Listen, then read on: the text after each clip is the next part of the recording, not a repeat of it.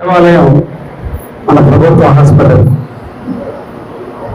మనశ్శాంతి కావాలంటే గుడికి వెళ్తాం, ఆరోగ్యం కావాలంటే హాస్పిటల్కి వెళ్తాం. కావలి నది పట్టున పేదల కోసం ఎప్పుడు తెలుగులు తెలుసుకునే హాస్పిటల్ ప్రభుత్వ హాస్పిటల్. ఈ హాస్పిటల్లో సూపరింటెండెంట్గా, ఆర్ఎంఓగా దాదాపు ఇక్కడ ఉండే డాక్టర్లు అందరూ కూడా మంచి క్వాలిఫైడ్ డాక్టర్స్ ఈరోజు కావాలో ఉన్నారు. అదేవిధంగా స్టాఫ్ నర్సులు కూడా మంచి క్వాలిఫైడ్ పర్సన్స్ ఉన్నారు. అందుకోసమే రోజుకు దాదాపు 900 మంది ఈ రోజున కావలి ఏరియా హాస్పిటల్లో ఓపీకి వస్తున్నారంటే కావలి యొక్క డాక్టర్ల యొక్క కృషిని ప్రత్యేకంగా అభినందిస్తూ ఉన్నారు.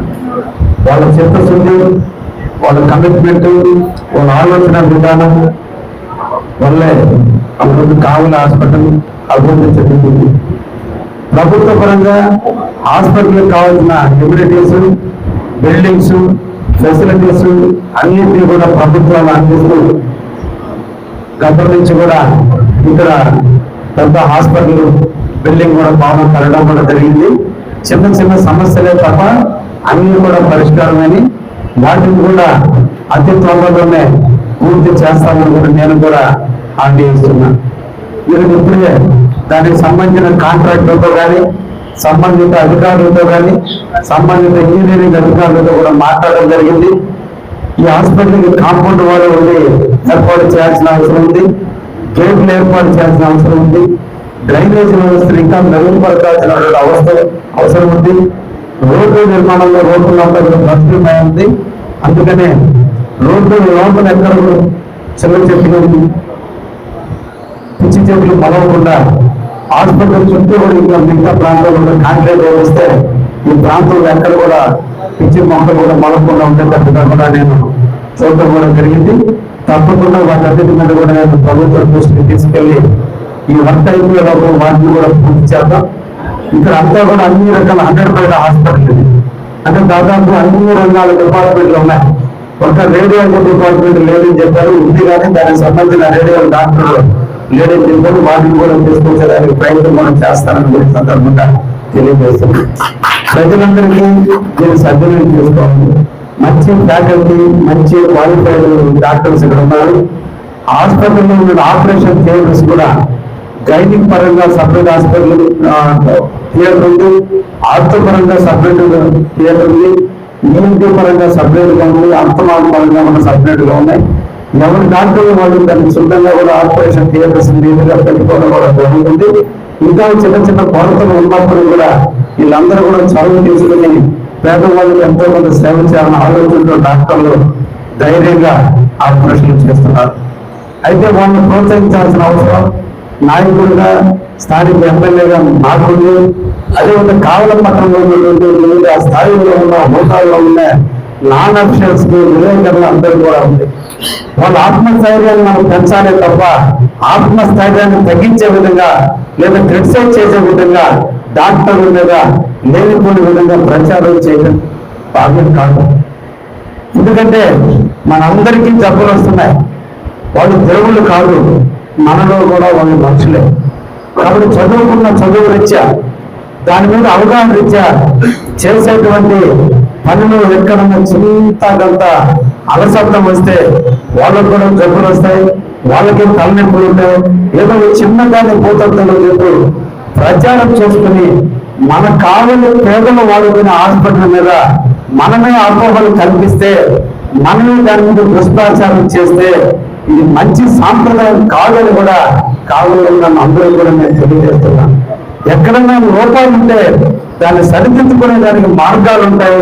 ఆ మార్గాల్లో నేను కూడా మీకు ముందుంటాను. అదేవిధంగా మా కమిటీ సభ్యులుగా నలుగురు కూడా క్వాలిఫైడ్ పర్సన్స్, చదువుకున్న వాళ్ళు, సమాజంలో సేవ చేయాలని తప్పనున్నటువంటి వ్యక్తుల్ని నలుగురు అభివృద్ధి కమిటీలో కూడా వేయడం జరిగింది. కావాలని అందరికీ కూడా తలమానికగా ఉండి ప్రతి డాక్టర్కి ఫోన్ చేసి కమాండ్ చేయగలిగే వ్యక్తి, ఎడ్యుకేట్ చేయగలిగే వ్యక్తి, మోటివేట్ చేయగలిగే వ్యక్తి డాక్టర్ పెద్దవాడు రవికుమార్ గారిని ఈ రోజున హాస్పిటల్ కమిటీగా మెంబర్ గా పెట్టేటప్పుడు, ఎందుకంటే నాన్ టెక్నికల్ గా మనం ఎన్ని విషయాలు మాట్లాడినా టెక్నికల్ పరంగా డాక్టర్స్ పరంగా ఆలోచన శక్తి ఉండేటువంటి వ్యక్తిని పెడితే బాగుంటుందని ఆలోచించినప్పుడు ఒకటి డాక్టర్ రవికుమార్ గారు స్థానికుడు, కావలిలో పుట్టి పెరిగిన వ్యక్తి. ఈ కావలి గడ్డ మీద మమకారం, కావలి ప్రాంతం మీద మమకారం, కావలి ప్రజల మీద మమకారం ఉంటుంది. ఎక్కడి నుంచో వచ్చి డాక్టర్ వృత్తిగా చేసే డాక్టర్ల కంటే కూడా లోకల్లో ఉండే డాక్టర్ అయినటువంటి రవికుమార్ గారు దీని కమిటీలో ఉంటే బాగుంటుందనే ఉద్దేశంతో ఆయన్ని మేము ఇక్కడ తీసుకురావడం జరిగిందని కూడా ఈ సందర్భంగా తెలియజేస్తున్నా.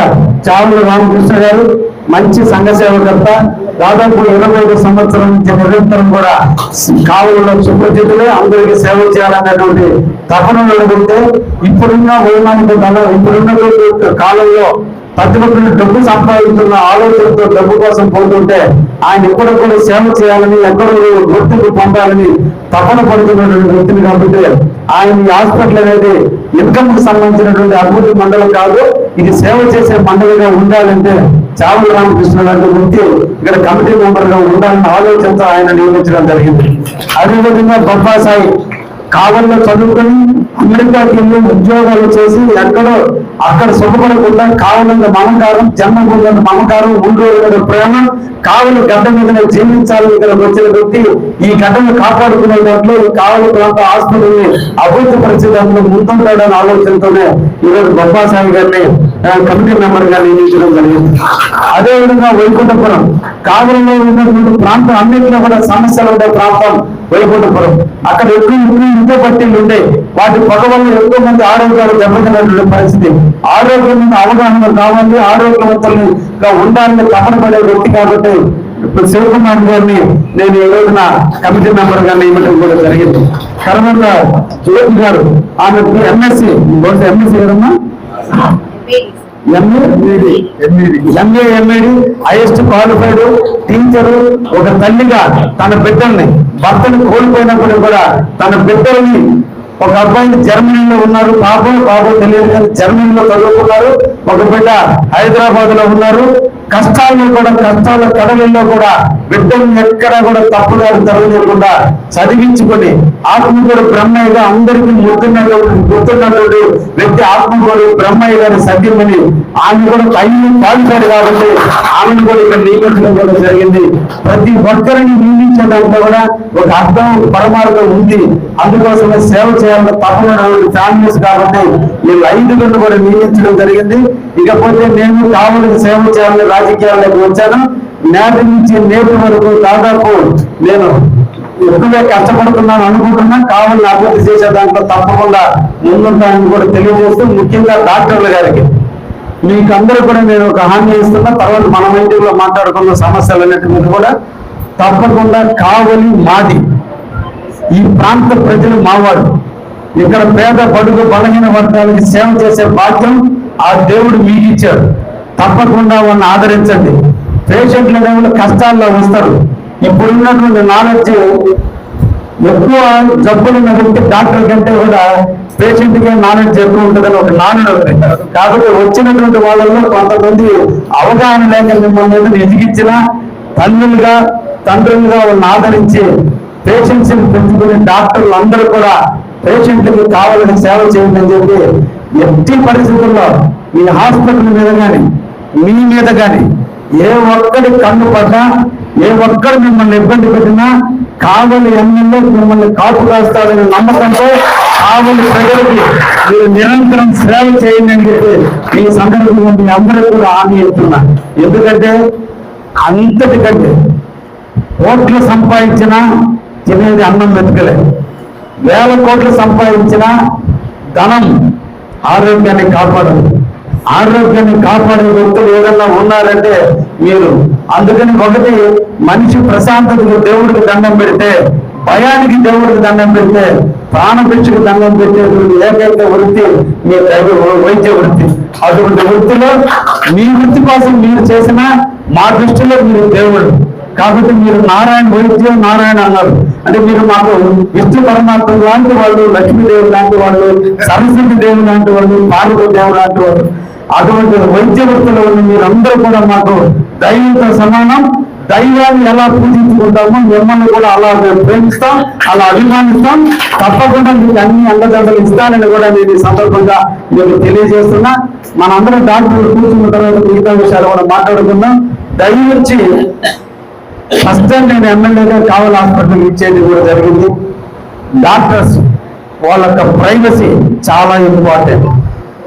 ఎందుకంటే ఒక డాక్టర్ మీద నమ్మకంతో మెడ్రాస్ పోతున్నాం, హైదరాబాద్ పోతున్నాం, లేదంటే నెల్లూరు పోయి చూపించుకుంటున్నాం. వీళ్ళకి అదే క్వాలిఫికేషన్, నెల్లూరులో ఉండే వాళ్ళకి కూడా వీళ్ళకంటే తక్కువ క్వాలిఫికేషన్ ఉంటుంది. కానీ నమ్మకం, డాక్టర్ మీద నమ్మకం, తన హస్తవాసి